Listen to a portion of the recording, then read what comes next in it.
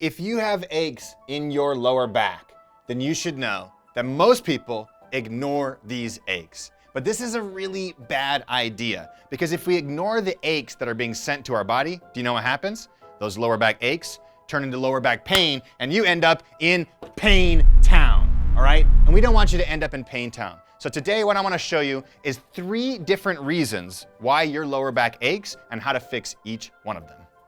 Number 1 is your pelvic posture, specifically what's called an anterior pelvic tilt. Now what is that? That means that your butt sticks out a little bit like this. I like to call this Donald Duck posture because that's what it kind of looks like. But what this does is it causes an excessive arch in the lower back. When you have an excessive arch in the lower back, it can compress the back side of the vertebrae right here and these discs, and that pinches down on these nerves, which can cause dull aches and eventually pain, or even things like SI joint pain that are nagging and hard to get rid of. So how do we fix this lordotic posture? Well, oftentimes it's because the hip flexor muscles inside the hips are tight, pulling us into this position. So we have to reverse that and bring our pelvis back to here. So let me show you 2 stretches that can help you get this done.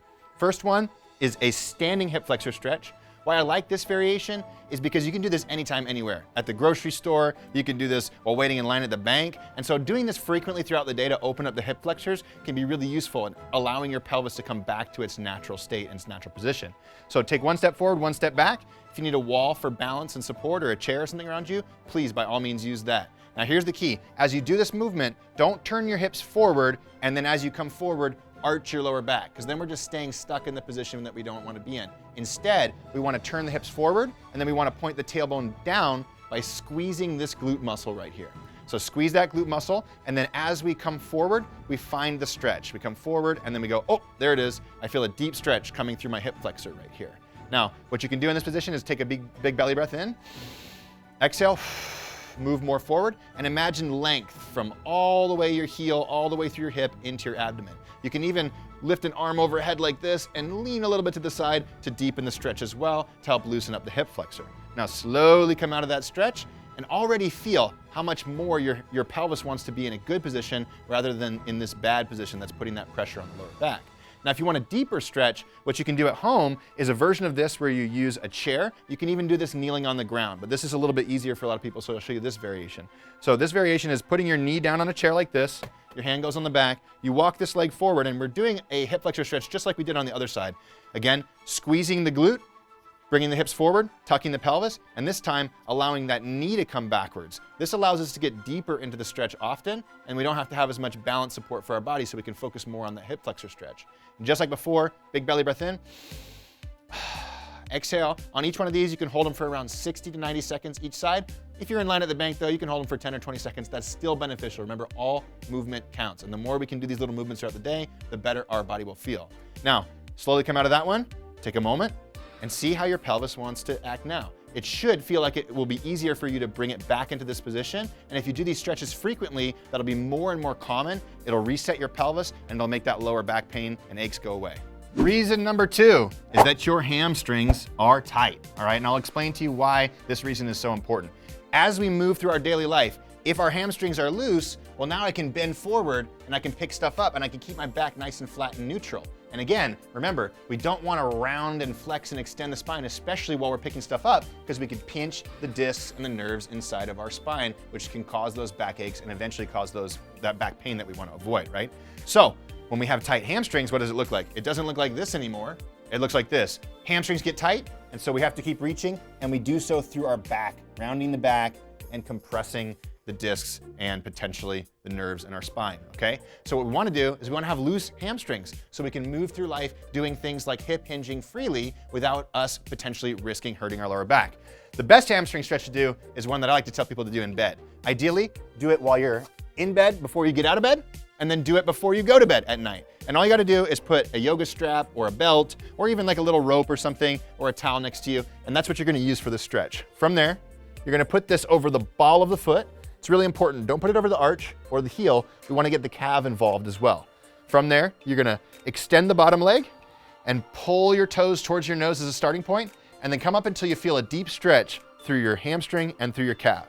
If for any reason this hurts your lower back or causes more aches, put a pillow under the knee or fully bend the knee like this. We're focusing on the hamstring. Don't worry so much about this leg, okay?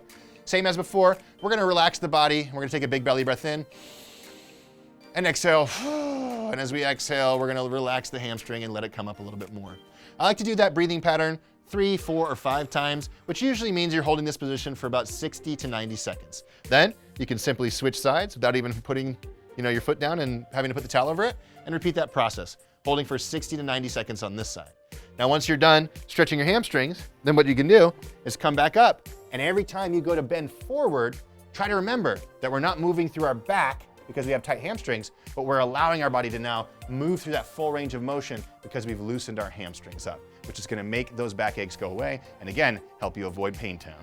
Before we get to the last reason why you might have those lower back aches, what I want you to know is that if you've been struggling to find a workout program that actually feels like it fits for you, maybe it's because of aches, pains, or injuries, well then that's what we do at WeShape.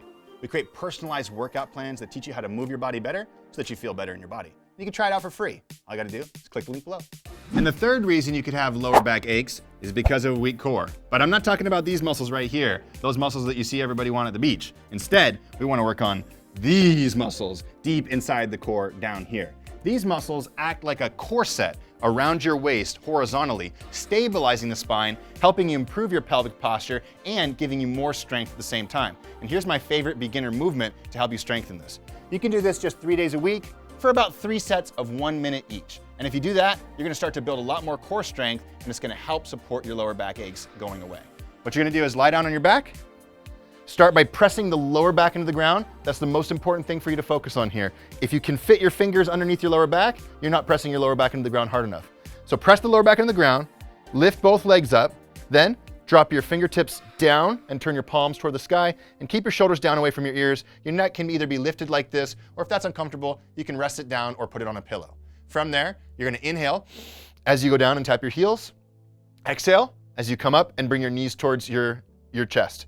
And you're gonna repeat this process slow and controlled, keeping the lower back glued into the ground the entire time.